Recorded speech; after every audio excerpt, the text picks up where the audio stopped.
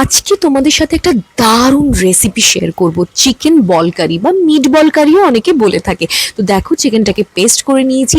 এবার এক জায়গায় সাদা কালো গোলমরিচ আর তার সাথে পাউরুটির টুকরো নিয়ে ভালো করে মিক্সিতে ঘুরিয়ে নিতে হবে। তারপরে এটা চিকেনের সাথে মিক্স করে দেবো। এর সাথে আরো অনেক কিছু অ্যাড করব। এটা অ্যাড করলাম বাইন্ডিং এর জন্য। এবারে একে একে করে পেঁয়াজ কুচি, রসুন কুচি, লঙ্কা কুচি, তোমরা একটু আদা কুচিও দিতে পারো। এবার ভালো করে সব মিক্স করতে হবে আর সাথে একটু লেবুর রস বা ভিনিগার দিতে হবে। আমরা এখানে ভিনিগার ইউজ করেছি। এই সব কিছু একসাথে খুব সুন্দর করে মিক্স করে বলের আকারে গড়ে নিতে হবে। যেমন এইভাবে বল করে নিয়েছি আমরা। এরপর একটুখানি তেল লাগিয়ে এটাকে কিন্তু ভালো করে স্টিম করে নিতে হবে। তো চলো এক এক করে বলগুলোকে আমরা সাজিয়ে নিই। আর এইটা স্টিম হতে হতে আমরা একটা গ্রেভির জন্য মশলা বানিয়ে নেব। চলো সেটা কি মশলা তোমাদেরকে দেখাই।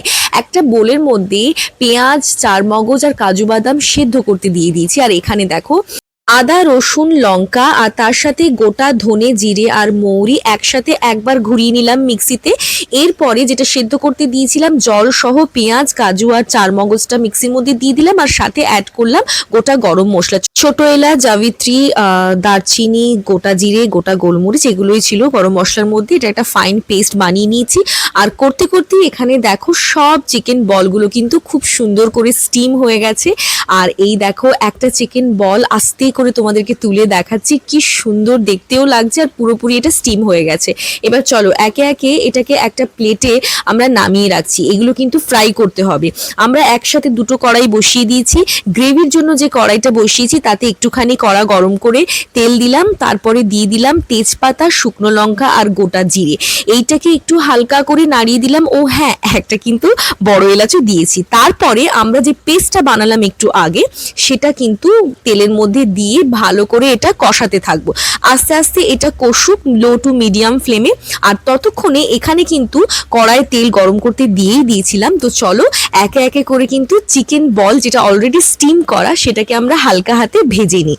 তো ওটা ভাজতে থাকি আমরা। আর এখানে আরেকটা ছোট্ট করে মশলা রেডি করব দইয়ের সাথে। দইয়ের মধ্যে কাশ্মীরি রেড চিলি পাউডার, একটু চিনি, একটু নুন দিয়ে ভালো করে গুলিয়ে নিয়ে ফেটিয়ে নিয়ে এবার দেখো ওই মশলার ওপরে এটা দিয়ে দিলাম। এটাকেও কিন্তু ভালো করে নাড়িয়ে কষাতে হবে। আর সাথে কিন্তু কাসুরি মেথিও দিয়ে দিলাম। তো চলো এবারে এটাও লো টু মিডিয়াম ফ্লেমে আস্তে আস্তে করে আমরা কষাতে থাকবো এই গ্রেভিটাকে। পরিমাণ মতো নুন চিনি কিন্তু দিতে তোমরা একদম ভুলবে না, ঠিক আছে?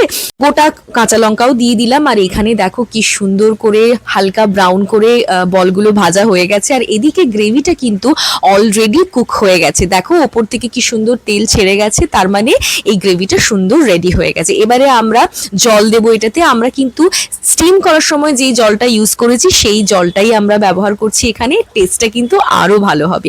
তো জলটা ফুটে গেলে ভালো করে এই গ্রেভির মধ্যে আমরা ভেজে রাখা চিকেন বলগুলো দিয়ে দেব। তারপরে আর একটুখানি ফোটাবো।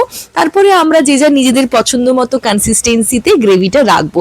আমরা একটু ঝোলঝোল রেখেছি, তোমরা চাইলে কিন্তু আর একটু টাইট গ্রেভি রাখতেই পারো। তো চলো আমাদের রেডি হয়ে গেল লোভনীয় চিকেন বল কারি বা মিট বল কারি। দাঁড়াও দাঁড়াও, এখনো লাস্ট টাচটা তো দেওয়াই হয়নি।